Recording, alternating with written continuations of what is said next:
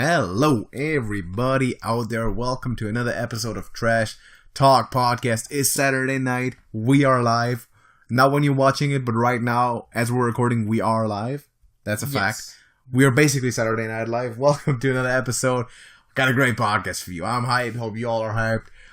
And the next hour is going to be the best hour of your week. I can guarantee it. So, JJ, what do we have for the people this week? Well, so some of you might have already noticed we kind of like music. Yeah, we like music, man. Music is good. Now the question is, which music?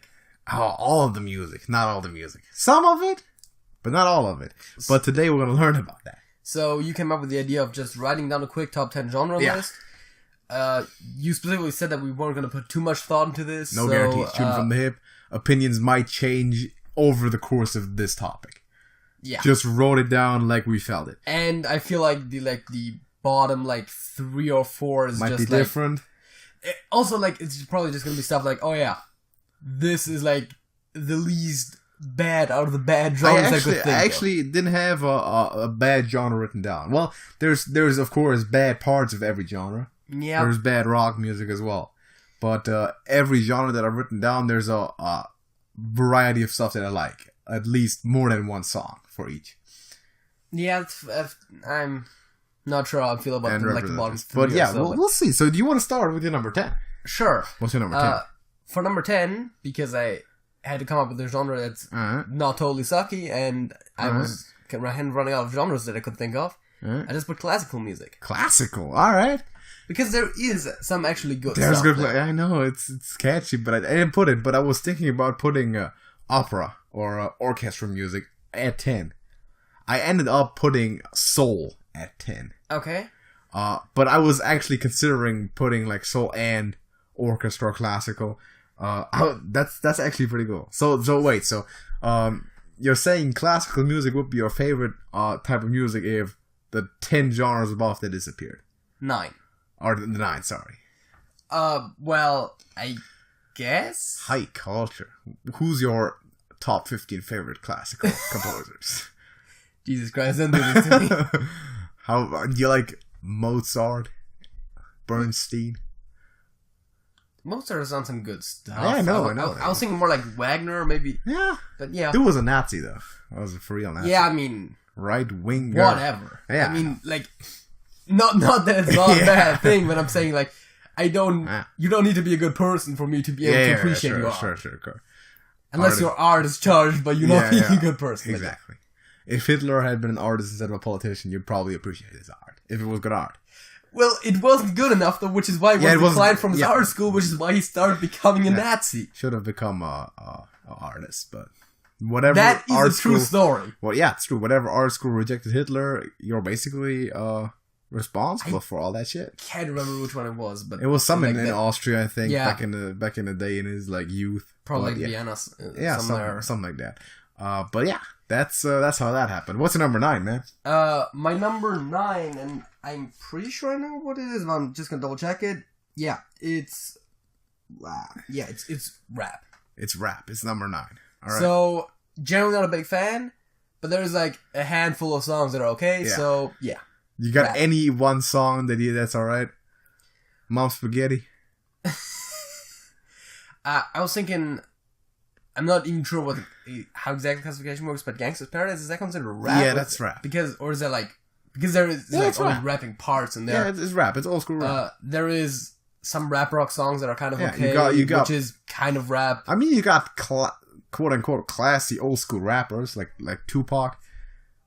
You got you got Coolio. I mean, there's some people there. That's all right. So that's number 10, and classical is number 9. All right, number 9 is folk for me. More specifically, you just said it wrong, but it's okay. What? You said that was number 10 and classical was 9. It's oh yeah, the other way around. Yeah, number 9 for me is folk. More specifically, just Gaelic folk. And there's a handful of songs there. Okay, I'm gonna be interested to see where your list goes from there. That I would consider folk. Why? Just you think I'm missing stuff already? No, I'm just I thought you would have placed folk higher. Really? That's all I'm saying. No, there's not that many songs that are really that folky, but yeah, that's number 9. What's your number 8? again, this is still going into more of the filler stuff where there's some good stuff there. Soul. Oh, okay, you got that at 8. You like Aretha Franklin? Stop throwing names around. What? Come on. That's the most well-known soul artist of all time. Come on now. Number 8 for me, you're gonna like this one. It's metal. Okay. I got metal on the list, man. I do like metal. Got it on the list. It's on the list. Believe it or not, I do too. Yeah, I know. Yeah, I thought you would. Yeah, and probably higher than 8. Well, I've already heard your number 8. But yeah, it's metal for me. Because there's a lot of stuff that's on the verge between rock and metal, I think. Well, yeah, I mean, generally, like, the borders between, like hard rock blurry, and, like, power metal is, like, that's almost, in some instances, kind of the same thing. So I put it on the list. Yeah, there is definitely stuff there. To do you solids, because I'm a great guy. What's number 7? Well, number 7 I put folk. Okay, you put folk higher than me. Yeah. Alright. It might just be that there was like some genre that I would have put in between that I just missed. Okay, yeah, or something. Maybe we'll just notice that we missed something completely. Yeah. So when the other person presents their list, so that's why I said this was written down like 5 minutes. Yeah, that's why I said opinions might switch up as we speak. I mean, there's some good folk songs in there. There's good folk songs out there. Some folk songs. I'm personally not huge on folk. I like a lot of. Well, not a lot of, but like a decent amount of folk rock. Yeah, some part folk, part rock. Yeah, part rock. There is some folk songs that are okay. Yeah, I mean, some Runrick stuff can be considered folk as well. Yeah. All right, number 7 for me is actually rap. Okay. I think I like it a bit more than I do like it a bit more than you do, and I just had it over metal because there's probably more songs that I can more easily classify as being specifically rap than metal that I like, including Mom Spaghetti, of course. It's actually not the title of the song, but it doesn't matter. And Gangsta's Paradise is my top 5 song of all time. If you haven't seen that, podcast number 50, we ranked our top 10 songs of all time, favorite songs of all time. Yeah. And we actually put almost a year's worth of preparation into that as opposed to this list, and that podcast went on to be over 2 hours long. So go check that out. That was the highlight of the channel's history so far. Probably got the same amount of views as every other podcast, which is like 5. No spoilers. But if you want to go have a listen to that. That was it number 7? Well, I think it was 7, yeah. I just had my number 7 definitely. Yeah, so I said rap. Yeah. Number 6. Number 6 was jazz. Jazz at 6. Okay. All right. Let me ask you a question. Do you think I have jazz on this list? I'm honestly not sure, but I would guess that you do. I do, but we'll get to that one. Let me check my list real quick. I need to pull up my phone. Number 6 for me is grunge, and I wasn't even sure if I was going to put this on there because it's technically it's basically a subgenre of alternative rock almost. Yeah, it's a rock genre. I know it. Argue, but there's songs like "Smells Like Teen Spirit" which are technically considered grunge. Yeah, grunge is, but I think it's a rock subgenre. I don't think it's like a mix of stuff. I said specifically we can't have stuff like just indie rock or just R&B or whatever that are just like mixes of other stuff. But grunge was enough of a individual thing for me to put it on the list. Yeah, I didn't. That's just my. To be honest, first of all, I didn't think of grunge at all when I made this list. Yeah. Second of all, if I had, I would have probably said, "Oh, it's part of rock." But fair enough. Okay. I mean, I'm not going to criticize your list for technicalities. Number 5. Top 5 coming up. What do you got? And now here's where it really starts getting good. All right. Country. Country at number 5. Do you think I got country on my list? Yes, and I'm pretty sure you got it higher than 5. That is probably true because number 5 is jazz for me. Okay. Like we said before. I could have also, like, the jazz, grunge, and rap are all basically interchangeable from 5 to 7. Those could have gone in any order. Okay, yeah. I think for me, that's the difference there is really, really, really marginal. But top 3, I got very strong opinions on, and well, the 4th one is also a bit higher than those, but those are all somewhat interchangeable, I would have said. Top 4. Number 4, and looking at this, it's very much interchangeable with 5, as in it maybe should have been changed as well. I don't know. Blues. Blues is number 4 for you. I think we might have an agreement here. Yep, blues is number 4. I'm not sure if it's better than country. It's both those genres that aren't necessarily making up the core of my listening experience, but are still contributing a good amount, I would say. Blues is good. I like the Blues Brothers. Yes. I like the Blues Brothers a lot. Like Elvis. I got it at 4 as well. So I guess it's about correctly placed. Of course, I would rate it country higher than that. I would assume that 2 of the 3 in the top 3 are equal. And I know what the other one for you is, and you know what the other one for me is. Yes. So, we're gonna do the revelation anyway. It's your turn for number 3. My number 3 is, and I technically kind of wrote down to pop, and I also put slash disco because I think it's a pop subgenre. All right. And but it's basically the best time for pop music, right? Like the disco stuff, like ABBA, Bee Gees, that kind of stuff. It's all right. I like the Michael Jackson stuff too. Who's the king of pop after all? Yeah, I like some Michael Jackson songs too, but it's pretty good. I don't know. Michael got it. And I might like it better than Elvis. And of course, you got stuff like Genesis, which I believe is also considered pop. So yeah, that kind of stuff. A lot of stuff that you wouldn't think is considered pop is actually considered pop.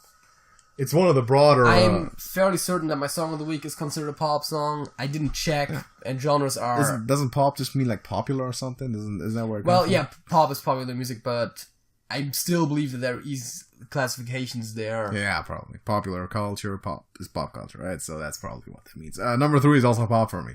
Yeah. What a surprise. I'm not that surprised. Yeah. You know what my number 2 is? I know what your number 2 is. Or I hope to know what your number 2 is. What's your number 2? My number 2 is metal. Yeah, that's what I thought.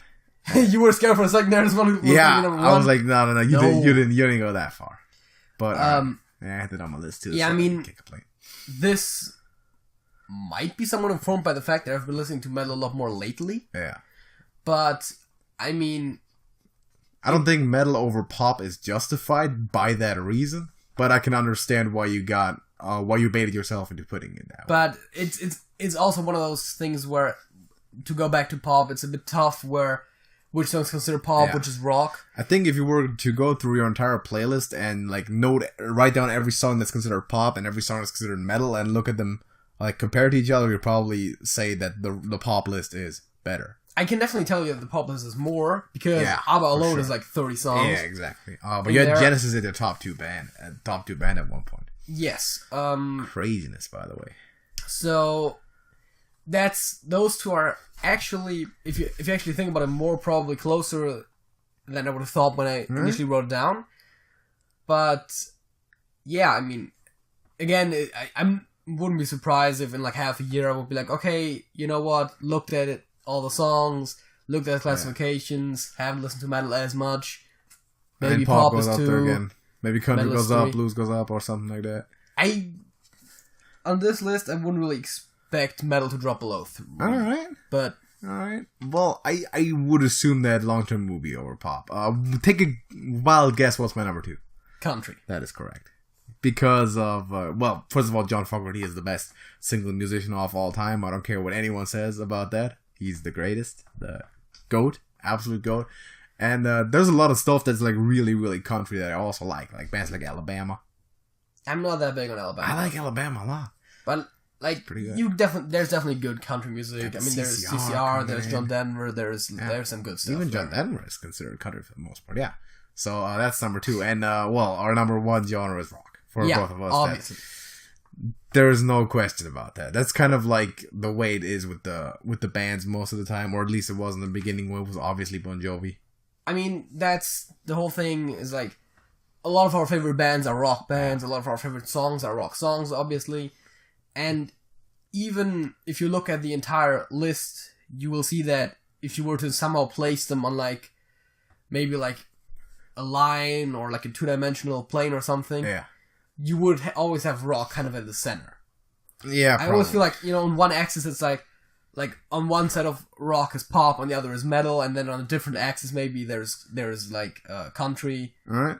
I got one more question that just popped into my mind, and I'm gonna Google this myself because I don't know. What do you think? What genre would the music of Nick Kershaw be considered? Nick Kershaw? Yeah, I'm gonna Google that right now. Shit. That's probably either pop or rock. I mean, that seems kind of obvious, I would argue, but I'm not sure which one. I'm gonna Google that right now. Because I have no clue. That is a good question, yeah. It says pop music, new wave, and synth pop, which I know synth pop and new wave are, I believe, essentially pop subgenre. Yeah. So it would be pop music because it's popular. So it's popular. I'm not that surprised. See, there's a lot of that stuff that would also be considered pop. A lot of stuff that I would maybe instinctively consider rock is technically considered pop, and then is the thing where that of course pushes pop up a lot more than you would think. Exactly. If you actually wrote down what's considered pop, you'd probably have that at too. Yeah. But that's it's always tough to guess. That pop is the one that's tough to guess because it has the least clear boundary by like how it's determined. Yeah. Rock you can just kind of hear, like you can hear a guitar and tell that's a rock song. Yeah, that's the thing, right? Like genres are oftentimes a bit blurry with the lines, especially when you get into like the mixed stuff. Yeah. But pop and rock is, I would argue, really the toughest to distinguish sometimes. Yeah. Because a lot more of the rock-like pop songs are considered pop still. Exactly. And wasn't the Rolling Stones for a big part also pop music technically?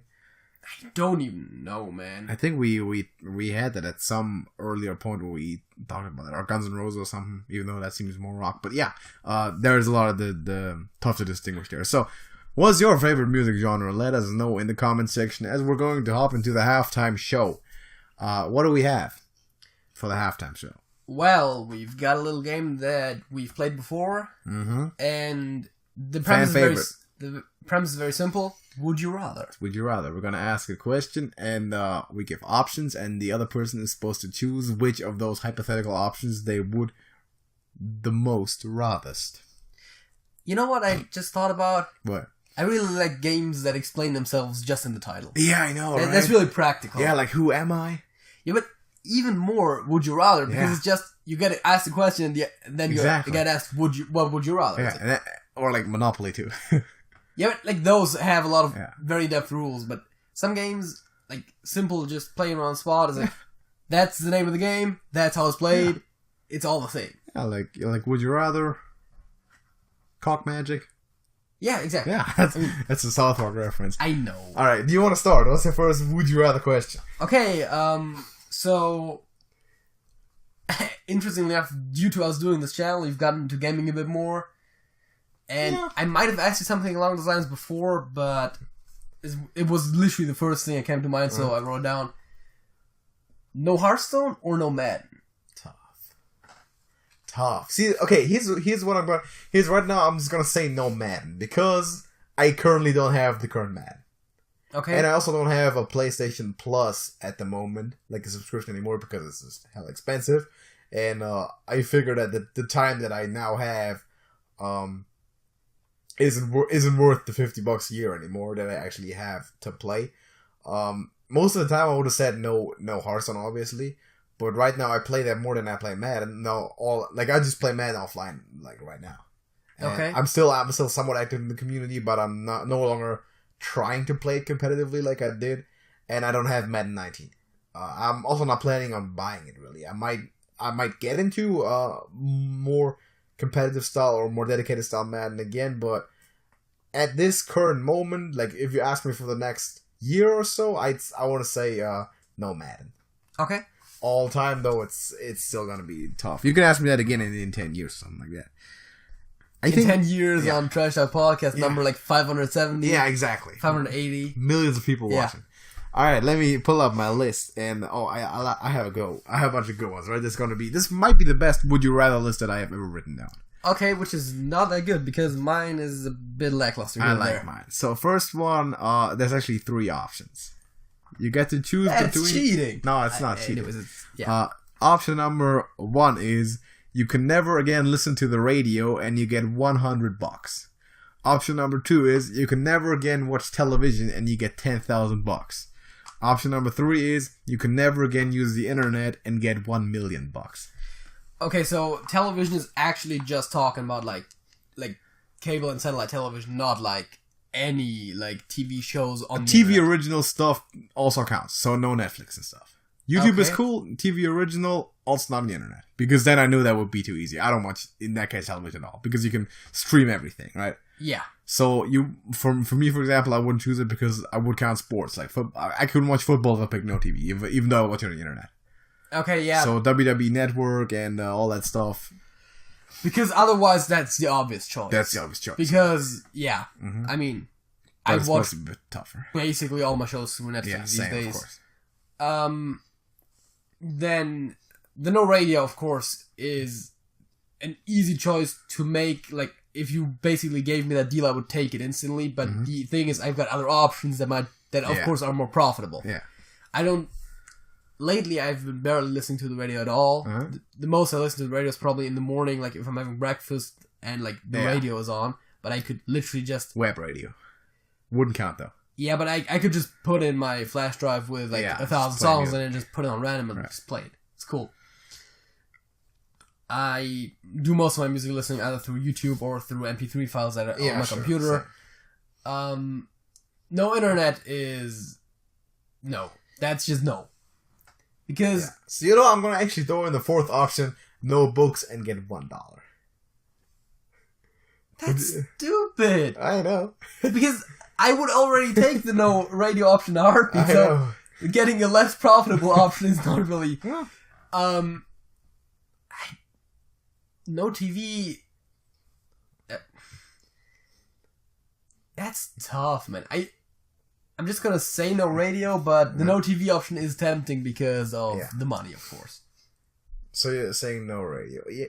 For me, the decision will be between no radio and no internet, I think. Because TV, of course, I need the footballs and all that. That's the most important thing for me. But then again, internet is more or less my job, or what I spend a lot of time on. I was about to say, I'll listen to radio. It's just $103 or a shot at a lot more money if you were actually to restrict yourself. Okay, so right now, first of all, we use the internet a lot. Yes. You're listening to us on the internet right now. But then again, $1 million, man. Yeah, but... That's a lot of money. In the future, the internet has become even more important than it is today, and it's already very important today. You're not going to get shit done without internet. But you have $1 million. That's a pretty good point, man. That's... First of all, not that much money. I might still take the radio. $1 million is pretty good. First of all, that's not as much money as you think it is. It's pretty good if you're 20. Yeah, but you still gotta invest it, and then you gotta somehow track, like, if you're investing into stocks, you gotta track the market without internet. Yeah. It's like, if you're... find a fund. It's like, but I feel like it makes things unnecessarily complicated, and at the end of the day, not having internet will cost you money. Yeah, but it will probably cost you a lot of money. But $1 million? I'm a money grabber, man. It wouldn't cost you $1 million to not have the internet, but I'd still have to consider either one of those options. I think at the end of the day, if you think about like the average life expectancy, you're basically, what is it, like 70-some? Yeah. We're in our 20s, it's like effectively losing 50 years of internet.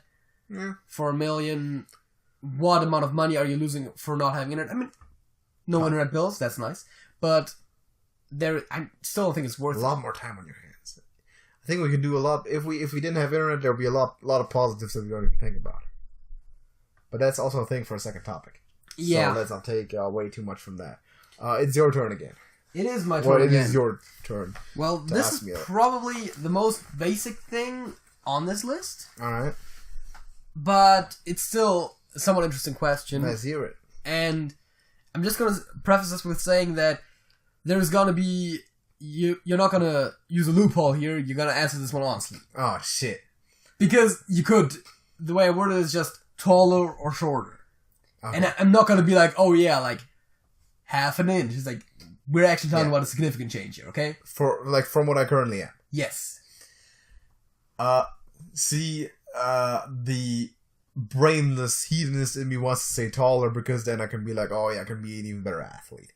Life expectancy wise, it will be wise to pick shorter.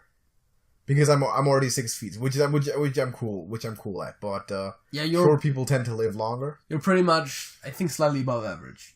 Yeah, ever so slightly. Because I think the average in the United States is like 5'8" or something for men. Okay. There's places in the world where it's a lot more, places where it's a lot less. But yeah, so I'm gonna see that's the thing, right? How significant is the difference? Okay, see, I haven't necessarily thought it through. as that much, but let's say like a foot. A foot? Damn. Both 5 feet, like 5 both feet. 5 and 7. Like 5 feet, I can't enter roller coasters, and 7 feet, I can't enter a bed comfortably. That's both not good options. You know what? If it's a full foot, I'm picking shorter. If it's anything less than 7 inch, like if it's anything less than 7 inches, I'm picking taller. Okay. Just because it's still more convenient to be able to reach top shelves and all that. But at some point, like you probably have more inconveniences in being 7 feet than being 5 feet. Because the world, like there's more stuff that can help you adapt to a world that's made for taller people when you're shorter. But the other way around is kind of tough, right? Yeah, that's true. So you're not going to just have your kneecaps sawed off to be able to fit in places. And cars and public transit and bus. I already don't like sitting in buses and public transit. So I don't need to be any taller for that. But yeah, if it's a full foot, I'm going to be 5 feet. If it's just a couple of inches, I'm going to be taller. Yeah, fair enough. All right, let me pick my. Let me see what I got as well. Pull out the notes. All right, number 2 would be. Oh, wait, this is one I liked. Okay, you can. Option A.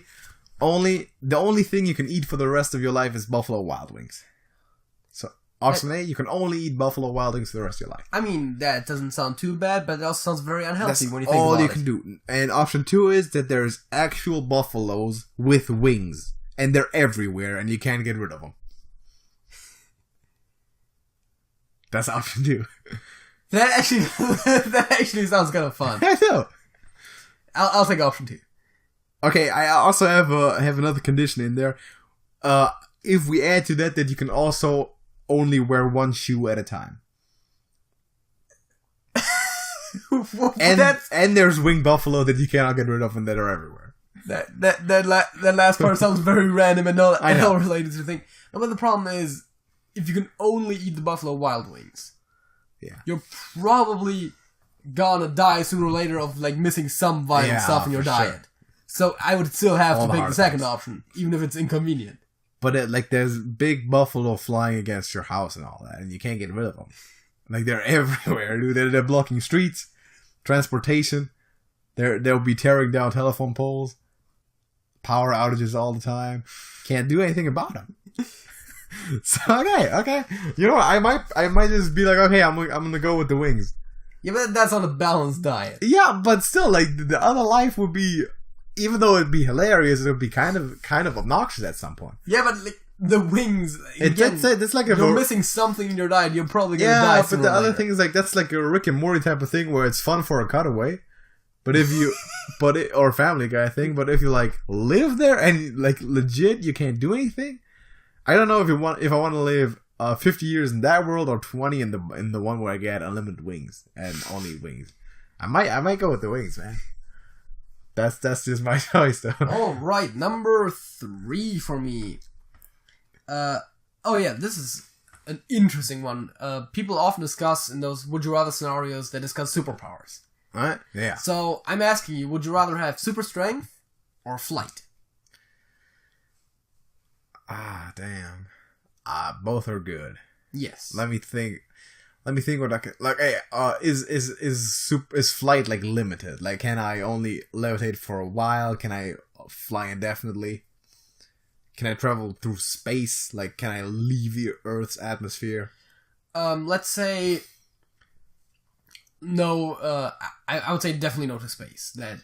That seems a bit crazy there. I would say flying. It would be the type of thing where it takes energy to fly in a similar way where like to run, for example, maybe.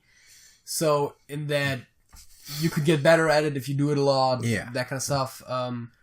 Speeds, I guess, for it to be convenient, it all would have to be like at least your normal running speed, maybe a bit faster than that. Okay. Not like you're outspeeding like cars or anything, but like, you're getting a decent speed. You can do it for similar times as you could run for an extended period of time. Okay. And again, the more you do it, the better you get at it. Okay, so I think flight is still the correct pick, There's actually a video on YouTube where it's like superpowers that you don't want to have, and super strength is one of them. Because if you had that super strength, then you'd also have a lot less control, and you'd just be always like cracking in doors when you just want to open them because you don't have the touch anymore, right? Yeah. So you wanna just drive a car and you rip out the steering wheel involuntarily. Not sure if that will be the case, because you would still be able to learn to control it probably, but of course flight seems to be the better choice. But things wouldn't be made for your strength level, right? So everything would be really fragile to you. Yeah, but the thing is, if you have super strength, it only talks about your upper bounds theoretically. It doesn't necessarily say that you couldn't be delicate with things. Okay. It might take a bit more focus, but yeah, of course, flight, I would argue, is a better choice there. Still might be a thing. But I thought that super strength would be something that particularly appeals to you, because that's... Yeah, but the thing is also I can still get to a degree of above average human strength by myself. And flight? Tough. Yeah, that's true. I have a tough time learning flight. I will admit that. So I'm picking flight. Yeah, fair enough. Alright. Next one on my list, let me see. What do we have? Alright. This one's also cool. Option A, you either have to religiously shave your full body every morning, including your head, or only wear self-made clothing, which means you get nothing but the cotton and you need to make all your clothing.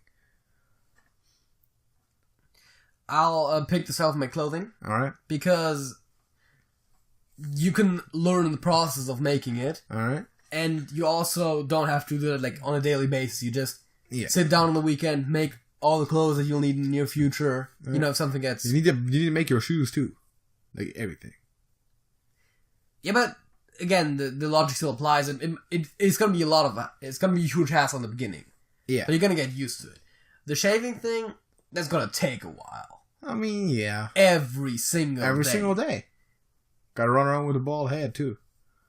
Yeah, I think my head shave is not that bad, but but yeah, like that's just like having to do the process every single day. Yeah, I know it takes a while. So you do the other ones, you do it in bulk, and then because only do it every once in a while. Again, for that you can get better at it. You can probably get better at shaving, but not that much. Yeah. So you can get better at it, and you can also basically plan it the way you want it to be. Yeah. Not that me as a procrastinator would really be good at planning and kind of stuff, but it still seems like you could get more used to it over. If I had opportunities to learn the craft, I would probably also do that. It's going to be very inconvenient because long term you're going to save time. Yeah. That's just going to be like the first 2 weeks where you're sitting naked in your room looking up in the internet how you're going to do that. Exactly. So, number 4. Wait, yeah, it's number 4. Okay. The premise is very simple again, but there's a lot more implications here.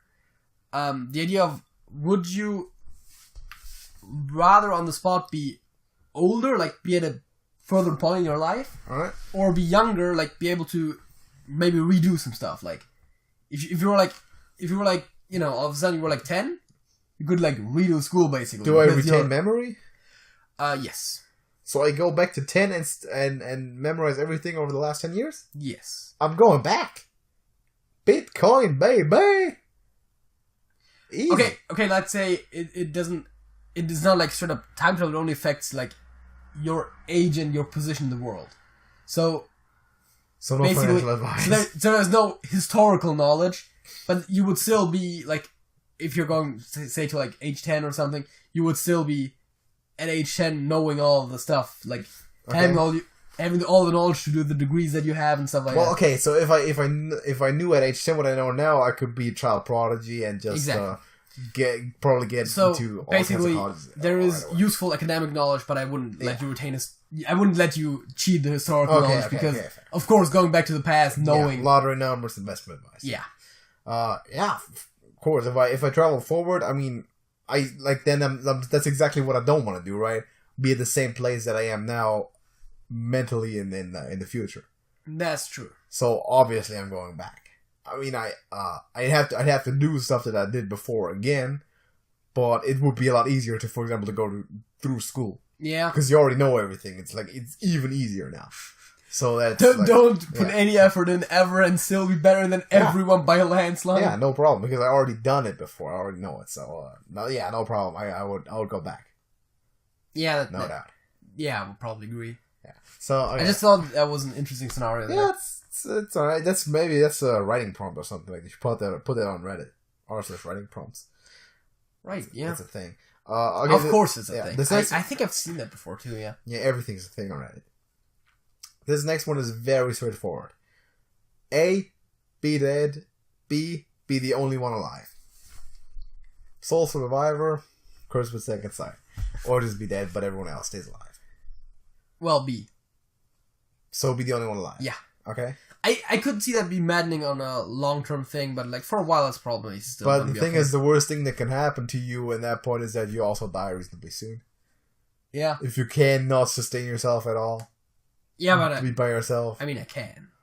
But then again, it's the moral question, right? Would you have? Oh yeah, that's like killed? by a landslide the morally wrong choice. Yeah. But I'm a selfish person, and that's human nature. yeah, human nature. That is true. I don't think there is a truly selfless person. There's definitely people that are more selfless than others. Yeah. But it seems like a bad choice. There's philosophical constructs that say people are selfless out of selfish reasons.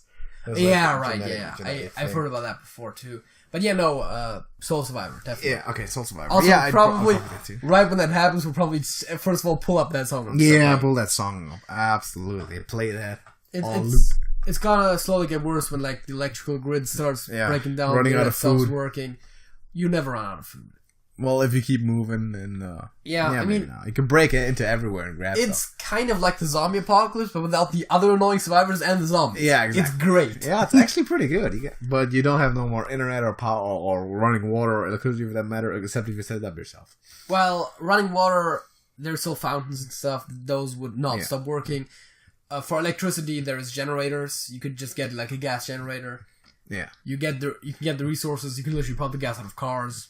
Yeah. It's doable. It's maybe not the most comfortable way to live. Yeah, you'd have to probably reduce the living standard quite a bit, but you could survive. Yeah. Probably could survive, that's true.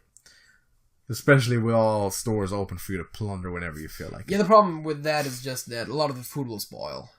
Yeah, you need to be going for cans. Like the canned food that stays good for a while. The apocalypse stuff. You could also do the thing where it's just start farming, but we're getting into the territory of apocalypse plans, which I think we've talked about before. Not even sure if it's an apocalypse. It's just like, it's nothing horrible happens. It's the same idea as if you plan for like a zombie apocalypse. It's just what you would do in a zombie apocalypse. Could you survive if put by yourself? Essentially, especially with all the resources at hand. I think that shouldn't be a problem. Yeah, should be possible. I'd pick that too. Morally wrong, I'll pick it. Yeah. Last one, I believe. Last one for you. Yep. What do we got? Oh, this one. Okay, so we're doing this video right now on the channel TrashcanTV. That's a fact. You also have your own channel called Beyond Football. That is also a fact. That is also a fact. And now I asked you, which one would you rather give up? Bam! Which one would I rather give up? So logically, I would have to say currently this one because it has less subscribers. Yes. But then there's a lot more workload went into this one due to it exists longer. Also, this one, I believe, I'm not even sure. Does this one currently get more or less views on like a daily basis than the Beyond Football? I don't even know, man. I would assume mine probably gets a bit more, but I don't know. It always depends on mine fluctuates quite a bit. Yeah, we are right, because when you upload a video, you get a bunch of views on the spot, and then it kind of like slowly dips out a bit. Yeah. The higher videos, they still get a few hundred, but I mean, it fluctuates quite a bit. If your higher videos still get a few hundred, they probably get more than this, because this channel is currently getting around 280 a day. Okay, so that fluctuates a lot more because there's also little videos still. Now, the other perspective would be give up the other one because I can recreate all of that faster. Oh yeah, I guess that is kind of in a way a loophole where you can be like, oh yeah, I'll give up. I'll give up a channel. I'll just give it up and recreate it. I still have all the videos that I uploaded there on my hard drive, and I'll just re-upload them again. Okay, so at the very least, you got to give up all the pre-existing content. But I can recreate it still. I can still re-record it and re-edit it and make the videos again. And then I'm gonna make future videos anyway. Yeah, I guess the idea of the original prompts were definitely that would be an option. So in that case, I'm giving up the mine. Yeah, that's fair. Now, what if you couldn't start a channel with basically the same idea? Like, if you're giving up beyond football, you can never have a sports channel again. At the very least, not a football channel again. Right. And if we are giving up TrashcanTV, you can never have a gameplay channel with specifically the two of us at the very least. All right. If you want, you can have a gaming channel on your own, because I'm not sure if that's gonna work. Okay. Oh, I could do a gaming channel by myself. I'm not gonna though. Don't know what to play. I'm not even sure if you could do it logistically with your internet. Yeah, and I can't recreate it. That's tough. Because otherwise, I mean, of course, the way you approach it is arguably the best choice there, but I feel like that also makes the problem a bit too easy. Yeah. It's like, oh yeah, so then I'll just give up the thing that I can easily recreate. It's like, okay, fair enough. So then I would do this the following way. What am I more certain of that I will still be interested in 20 years, and that's football. I don't know if I'll still be gaming or be interested in gaming or Hearthstone in 20 years. If I have a job and family and all that stuff, I know that I'll still be into football. Yeah, that's fair enough. So in that case, I will probably pick that. Because then you got to be thinking long term, right? Yeah. If you can never recreate it, I'll probably have to go that way. And I don't know if Hearthstone sticks around for 20 years. Okay, I don't know if the NFL sticks around for 20 years at the current rate, but I probably still be completely gets taken out. Gets taken out by the competition, which is the XFL. The XFL, yeah, right. No, if the NFL dies, it's gonna kill itself. But that's how all the big cocky corporations and leagues do it. No, but yeah, I'd have to pick that because I'm more confident that I'll keep that interest up for the rest of my life as opposed to gaming. That's definitely a good rationale there. But somewhat you just might not have the time, or just don't want to put the time aside just for gaming. Because the older you get, you tend to have less time until you retire, which then you have more. Which then brings up the fact that you definitely, at least on a per video basis, you put a lot more time into the football channel. Obviously, right. But also do less videos there. Yeah. So that's how I would approach that. Okay, last question for you. Let me quickly pull up the note. Oh yeah, I remember this by heart. I don't even need to. This one's really good. Would you rather, and no controversy intended, would you rather there be a God/hell/heaven or there not be one? You would get a blank slate. No matter what you choose, you get a blank slate, and you know it. Like, you know all that is true. You know that if you're good, you're going to heaven, and you know that heaven's great and all that, and you know that hell is awful, and you go there if you do bad stuff. You would know it for a fact that either there is one, that there isn't one. There's no believing, there's knowing. There is two questions there. Yeah, okay. First of all, is it specifically the Judeo-Christian biblical God? Okay, second question. Can I Hitchhiker's Guide of the Galaxy my way out of this? Probably not. By knowing that God exists, he thereby does not exist anymore because his existence is based on people not knowing. No, you can't. Okay. But you could pick one scenario and then know for an absolute fact that this is true and the absolute truth. I mean, okay, so the idea of an eternal afterlife is effectively eternal life in a way. Yeah. And add a bonus, it's arguably a better life than your mortal life. Yeah. That sounds really nice. If you actually read the Bible, which I'm not saying that I've read the whole thing, but, passages of it, God is a real dick. Yeah, he's a dick, that's true. So, you didn't worship me, which, if you know that he exists, you would be more inclined to, but it's like, thereby you go to hell. It's like, you wore mixed fabrics, thereby you go, okay, that one, I don't up to date anymore, but, because the way that people interpret Christianity a lot is not necessarily word for word the way the Bible would explain it, and if it were to exist, you would have to assume that it does in the way that it's described in the one text that is kind of old enough to actually maybe have some cred over it, if it were to be real. So I would rather pick the second option, I believe it was, which is everything stays the way it is. But I now know for certain. And there's controversy. No, I'm sorry, but it's just a fact, okay? I would loophole my way out of this in a different way, at least as far as I understand the Bible. I would pick option A. And isn't it the thing that if you can even like taking the last breath of your life, if you've always been an atheist, but on your deathbed you can accept Jesus Christ in your heart and you will be forgiven. Isn't that a thing? That just might be a thing. So you can just keep doing whatever the fuck you do, and then just before you die, you can be like, you know what, I believe in Jesus and God and all that stuff now. And you, of course, you know that it's true. So okay, I accept Jesus Christ in my heart, and then you go to heaven, having lived your life the same way. But even if not, I would pick the first one, because if I knew for a fact that it was true, then the life here doesn't matter at all, because it's infinitesimally small compared to what's waiting us. So what does it matter? I do that. I live like a monk for however long I live. Of course, can't kill yourself. That's another problem, right? If you're like suicide, no, they don't have that. They're not having it there. But yeah, that case, I'd make that sacrifice of being a person. That actually is a good explanation on why you would pick that. Then the other question is, which is a bit more of a philosophical one, which I think has been posed before as well, was the idea of, if you were to live in an eternal paradise, would that even be something you would want? Because without any negative, the positive will seem a lot more dull. And well, you've experienced negative before in your actual life, so you know that negative exists. Yeah. I don't need to have a winter every year to enjoy 70 degrees outside and nice weather, because I already know what winter is like. You know what I mean? Yeah. So I don't need to have a war every 40 years to enjoy not having war at some point. I'm not sure. It's definitely an interesting question. It's also probably a tougher question than it might seem, though. I don't think so. It's fairly obvious. Like, you know for a fact, I'll pick A.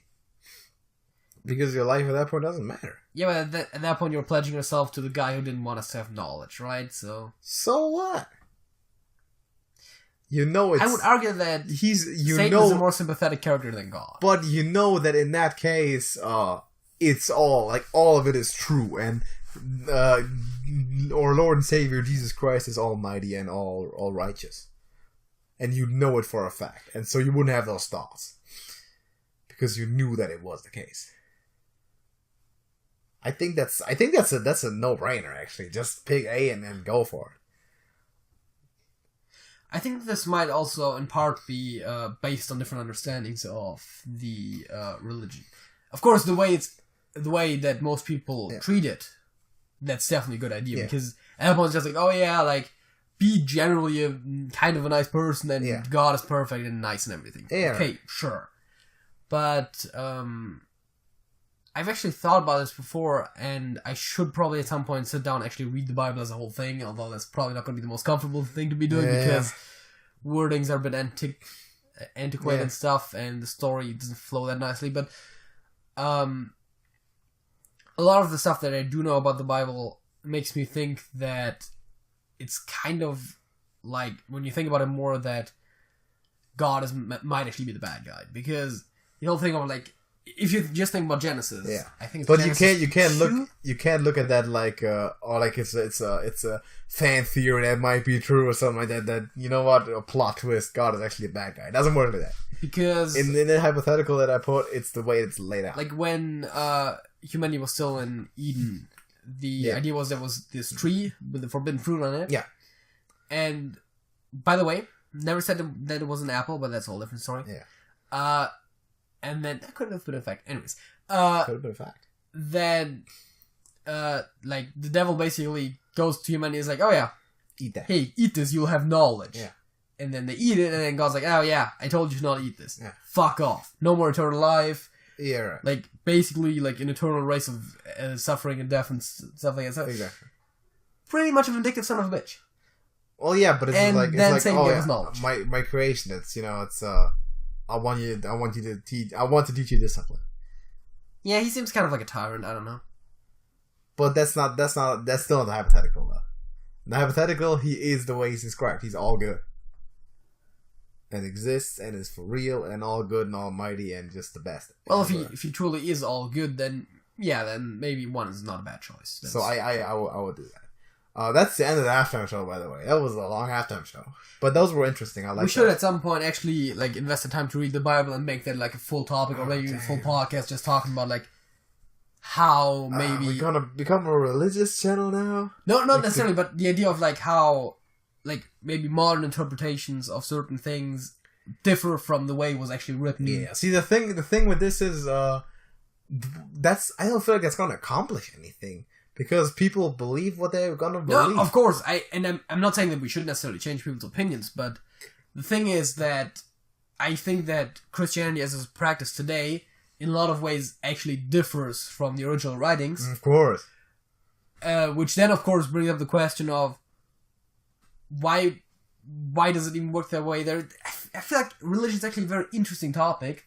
Yes, it is, but I don't know if it's a podcast topic. We can think about that. But what we should do is play Would You Rather again, for sure. Yeah, that seems like not a bad idea. But right now, let's actually get into the fact of the week. Oh yeah, there are facts of the week. My fact of the week, I can say is related to the first topic. But what is your fact of the week? Okay, my fact of the week is that the mail protocol SMTP, which is Simple Mail Transfer Protocol, I believe, which is the most commonly used protocol to transfer mails. Believe it or not. Emails. Yes. Is actually designed in such a way that a human could manually use it. Okay. So you're like sitting at a command prompt and then you're just actually directly communicating with a server instead of having an interface in between. Oh yeah, I think I know that. And it'll actually send the queries in a basically readable way, and you can actually enter all the fields yourself, including the sender of the email. Alright. So you could actually put anyone's name, anyone's email address, and you could just send it as if it was from them. And there's basically no way to detect whether that's the case or not. Yes.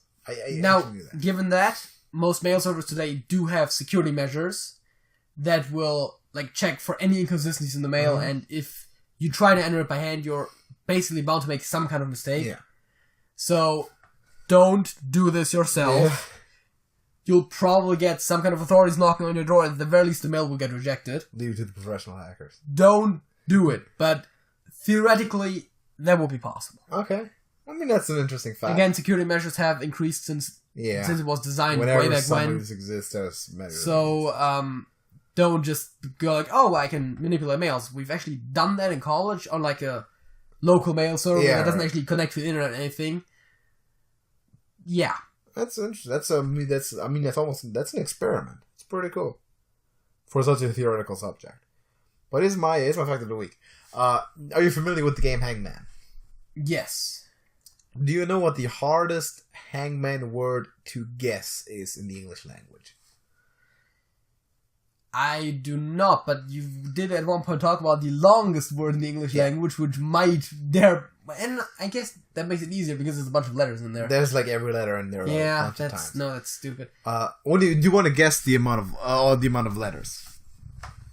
It's probably gonna be like a kind of medium long word that has a lot of unusual letters in it, so I'm gonna say 6. I don't know.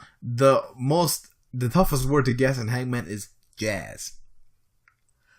Oh, it only has 3 different letters in it. Yep. And 2 of which are Z's and 1 is a J. Because the letters Z and J are some of the last ones that will typically be guessed, it's so tough because, A will always be guessed. Yeah. But there's so many letters, like so many words, 4-letter words that have A as a second letter. Yeah, that's true. So that doesn't help you at all. And only if you hit Z, then of course you win. Oh, there's a moment where I realized that you said it relates to the first topic, and if I had thought about that, I might have come up with that myself. Jazz. Wow. Jazz is the hardest word to guess in Hangman. That's a fact. How about the second topic?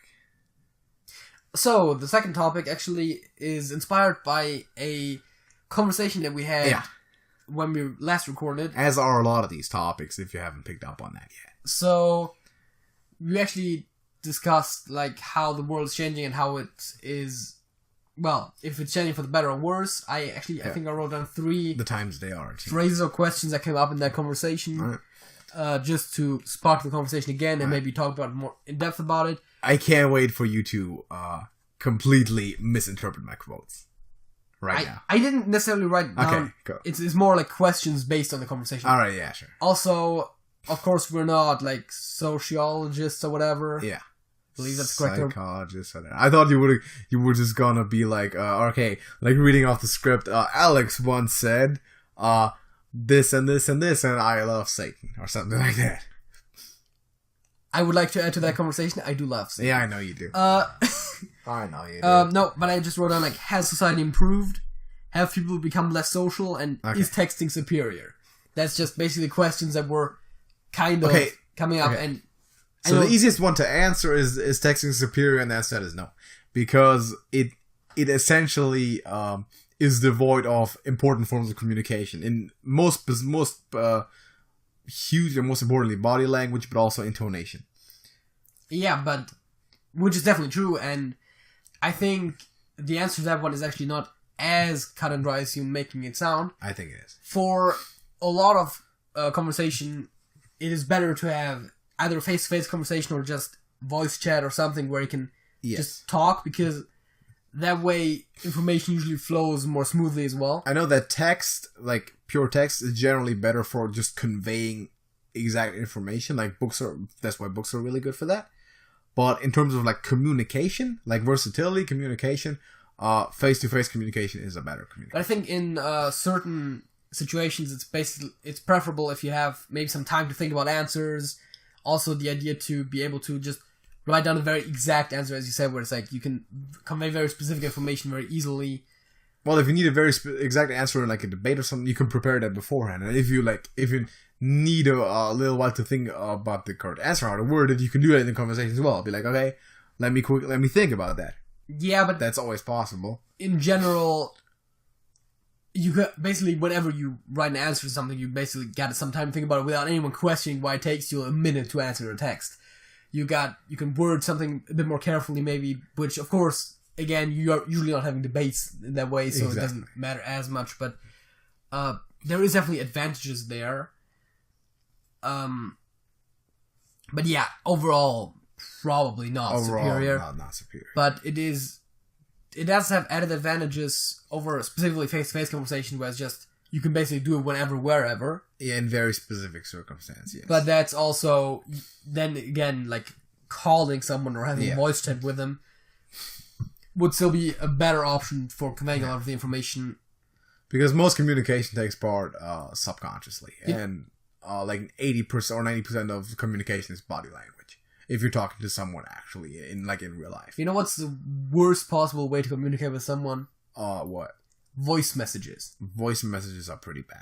Like, I hate it when people do it, because you can notice the exact same thing that I said about where texting is advantageous. They'll be rambling. Yeah. They'll be like repeating points. They'll have like pause in there for an unnecessary period of time. Exactly. If they had just wrote it out, looked over it again, maybe reworded it a bit, they could have just sent it as a text. I know. Way more convenient. But then they still wouldn't have intonation though. It still wouldn't be good at conveying emotion. Yeah, but you can. I mean, you could probably agree that like at least 90% of all voice messages that you ever get are just bullshit. They could have been as I don't like voice notes. If you want to talk, then call me for crying out loud. Or if it's not important, like if you're not trying to convey a specific emotion, then just write it out. Voice notes, I don't like that feature at all, but some people And just a quick added note, although that doesn't necessarily say that text is a lot better than we portrayed it as, but emoji are a thing to convey emotion to a degree. I'm not a fan of emojis, man. I'm generally not a huge fan either. That's not professional at all. You're gonna do that in in job interviews. Would you rather, if you were an employer, would you rather have job interviews being conducted wholly through email, or would you rather have that dude sit across from you? Probably sitting across from you, because there's a lot of factors that you can't judge about an email. Because again, presentation, how you dress, exactly. People for some reason like body wearing wristwatches. There is, generally the way you look in a lot of ways informs how you behave, body language, how you talk. Yeah. Which of course, then again, sometimes get to the point where people are getting misjudged, but that's kind of their own fault, because if you're going to a job interview, you know how to present yourself. Actually, something that I've learned in college, now that you talked about that, something that I've done is that what a lot of companies do these days is the very first step of an application, or second step of an application process, after you apply, they'll have you call their hotline. And then you'll just be talking to a bot. You'll just be talking to a computer. And they'll record it and they'll analyze your voice. And from that, they will tell whether you're sounding nervous, whether you're speaking clearly, whether you sound like you know your stuff, or whether you're just making shit up as you go. And then the computer will judge how qualified you are. And upon that, they will then invite you for further measures. So that's actually a thing that is used these days. I didn't know that. Just because of the power of the voice, right? Because in email you can tell that. Yeah, of course, you can, definitely also in written messages, analyze moods. There have been programs written about, like, for, like, tweets or movie reviews and stuff like that, where they'll take all of them, they'll, like, scan them with a computer program, and then they'll try to determine the overall mood.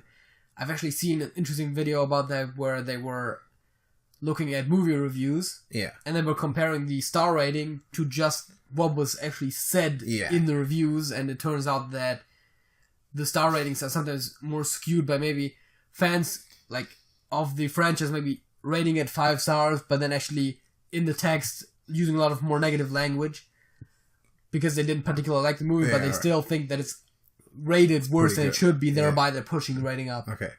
But of course. So that's limited, though. I get that's a thing. You can analyze that by, like, word usage and all. But you can also analyze word choice in talking language. Like, if you're just talking to someone, you can still analyze word choice the same way. Like, for example, here's an example, right? If you were just to receive a message from someone you know, the message that just said, "You're a bum." Like, what do you do with that? Depends on whom it comes from. If it comes from you, I know that it's just casual. Yeah, but you don't know that, right? So in that case, you can't really do anything with that. But, like, imagine someone talking to you, you could be like, "You're a bum," or like, "You are a bum." Like, you know, different intonation, and you can tell if they're serious or if they're playing. So that's why that voice is important. Yeah, and that's body language. A lot of times, sarcasm doesn't really work well over the internet. Irony, sarcasm, that kind of stuff. It doesn't work, and that's how I speak. That's part of me, man. I use that a lot. Yeah, I try. It's tough to do that on text. I fail a lot doing that. Then again, I feel like when we're, like, texting each other, there's a lot of, you know that, of course, because that's all just insiders that we know anyway. But, like, for just communication with someone you don't know that well, face-to-face is still... Though I would argue that in a lot of cases, especially for, like, simpler stuff, it is often more convenient to text. Yeah.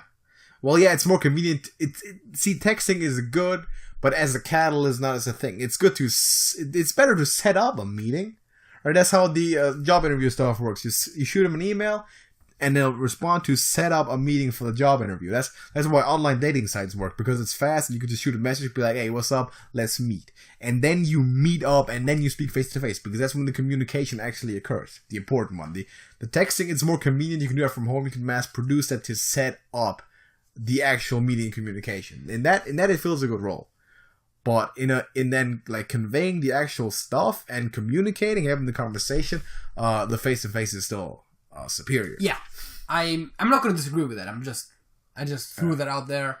Actually, we're kind of now going backwards in the way the conversation originally. Yeah, but, like, it doesn't matter. That was just one of those concepts. Which actually that came from the question of whether or not people are becoming less social. Yeah, that's a tougher question than that one. I argued that one of the things that we always perceive as being less social is being on your phone, which oftentimes involves writing messages or checking social media, which not sure how social those are. But there is definitely a lot of social interaction happening through your mobile devices that is oftentimes perceived as non-social. Question is if it's actually the same quality social interactions as just face-to-face communication. Which I would argue that it isn't. Well, I mean, we kind of covered that already. Because of those missing components. I would argue that I'm not sure if people are becoming less social overall. That's a tough question. Worst part about this is, in that case, that we're a bit too young to judge that, I would argue, because we've never really been, like, adults in a situation where mobile phones haven't been around to the degree where they have now. Exactly. Again, only anecdotal evidence, really, from my side. When I, like, when old people walk around, grandparents' generation walk around, and they'll run over, like, they'll run across someone on the street, be like, hey, they'll always be greeting people. Be like, hey, what's up? You having a good day? All right. I don't do that. We don't do that. We all just having headphones in our ears and we just walking by. I do that more than anyone else. I get it. And, but in general, our generation does that. One interesting thing that I've heard is that the whole complaint about like people always being on their phones on the bus is actually something that used to always be the case in a different way, where people back in the day would just be like when they were on the bus to work or something, they would just be reading the newspaper. Yeah, I can see that, but I still think that the like the quantity of actual face-to-face conversation was higher back then. People will be talking to each other more. Yeah, of course, because nowadays everything is like depersonalized as well. Like you don't have to, like, there's so much stuff you can do online and private. You don't need to be facing anyone. The bank stuff, you have to go to a teller back in the day, and you'd be forced to communicate.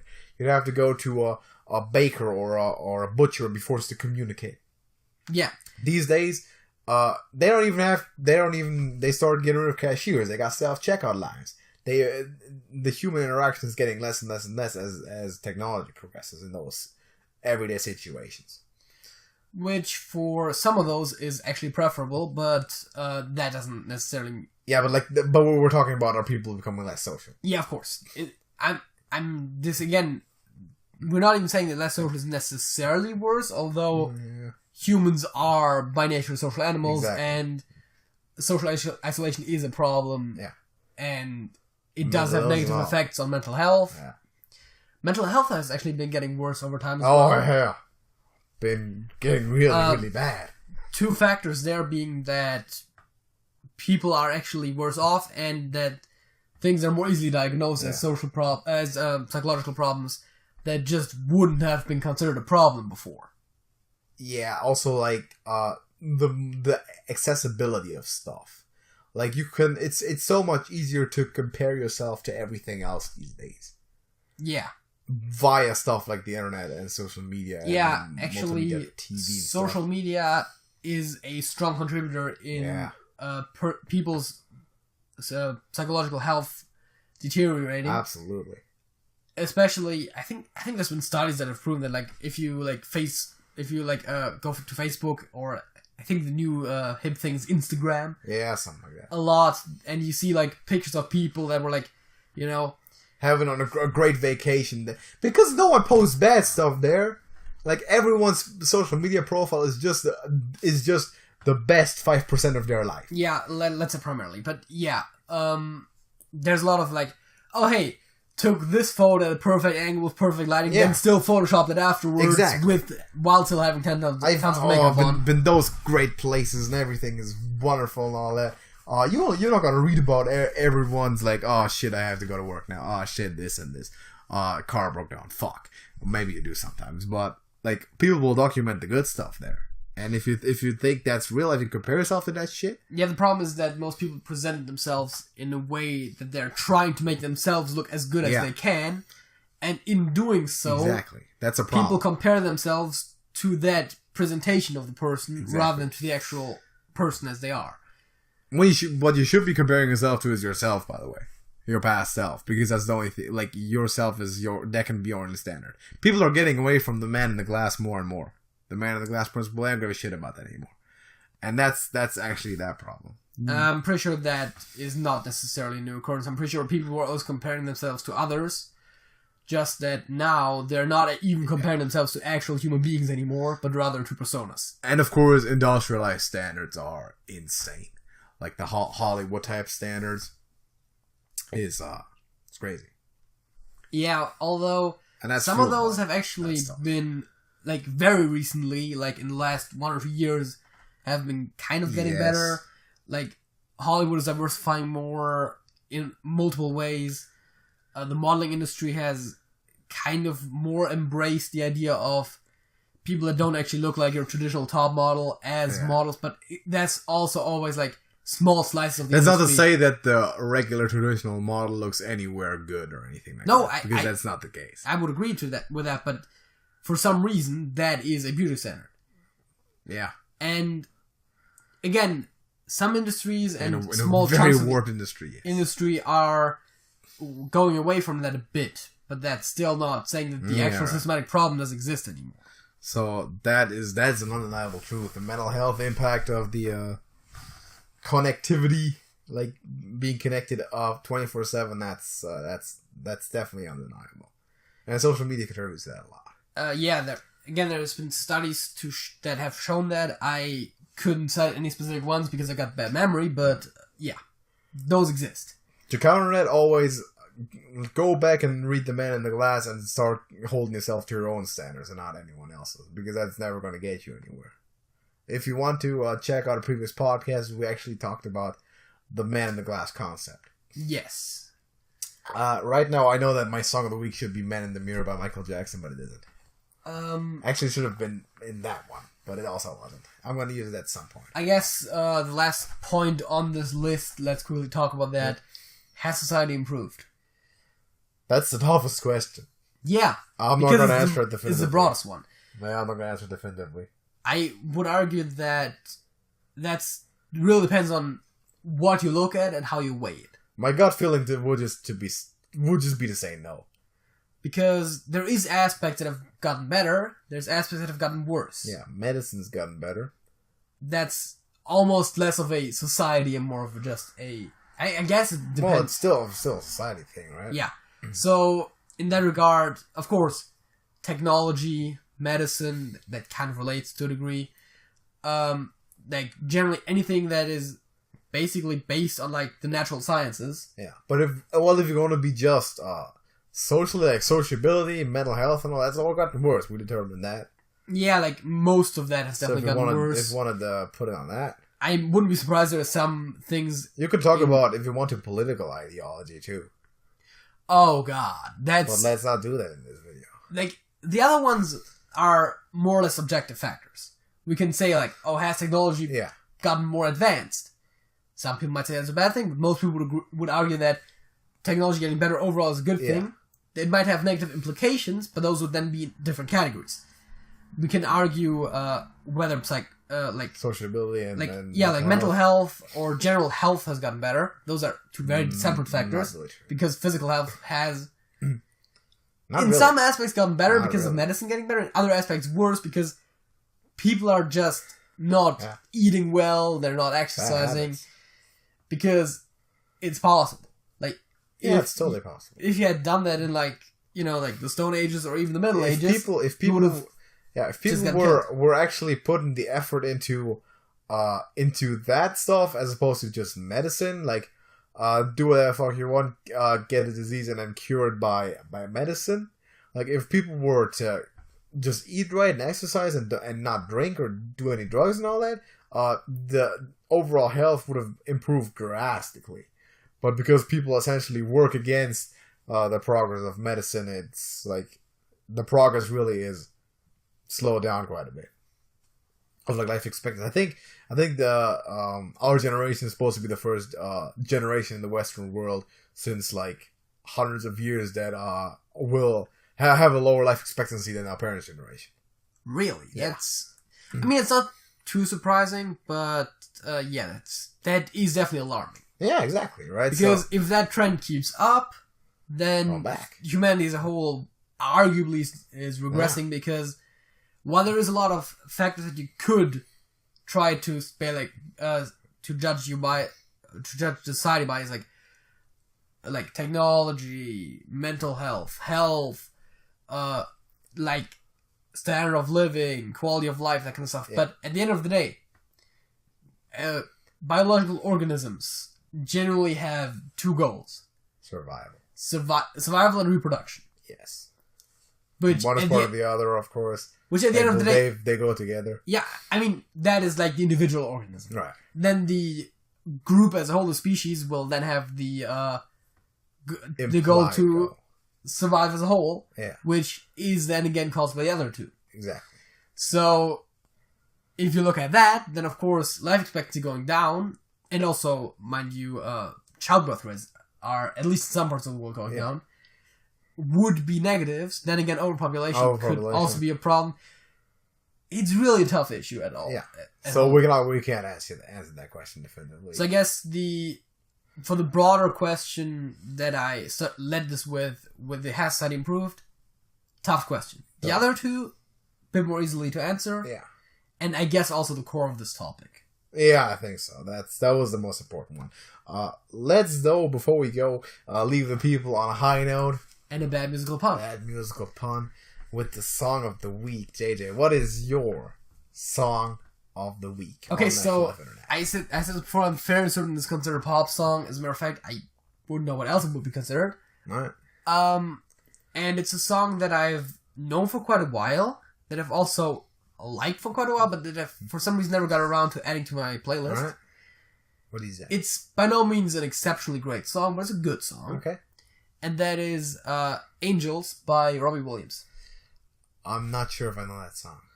I've added it to the playlist that we use to share music with one another. I am aware of the existence of one Robbie Williams, yes. But yeah, it's nothing exceptional, but it's a good song. It's a decent song. Yeah, that sounds like it has pop music written all over it, I think. Yeah. Just from what I know from that. I'm actually gonna do you a solid today. I have picked a metal song as a song of the week. All right. The one time of the year where we got National Appreciation Week at TrashcanTV. I don't know if you picked this before. You might have picked this before. I don't know. You had it in the music share, so I have not. You know what it is? You said it wasn't a music share. I only remember putting one metal song in there, with a particular reason being that you were talking about songs with historical stuff, and I put The Last Stand by Sabaton in there. You didn't use that yet? I have not used that. I don't think I have. That's even better, because then it's a first time as well. There you go. It's a metal song. It is a metal song. Very much is a metal song. It's alright. It's one of the few metal songs where I can confidently say that it belongs into the good category of songs. Okay. So I'm cool with that. It's an alright song. I downloaded it. It's in the no, it's not yet in the playlist that we listen to when we do stuff, but I might put it in there. It's alright. It's not great, but it's a good song. That's all that it is. So it qualifies as a song of the week. And there we go. That's the Trash Talk Podcast. It's been going on for quite a while. Over an hour. Had a long halftime show. But we're having fun with the Would You Rather. So we're definitely going to do that again. That was fun. And again, opinions, comments, you know how that stuff works. Type it on the keyboard or the phone or whatever you're doing. And we're going to see you in the next video. JJ. That's it? That's it.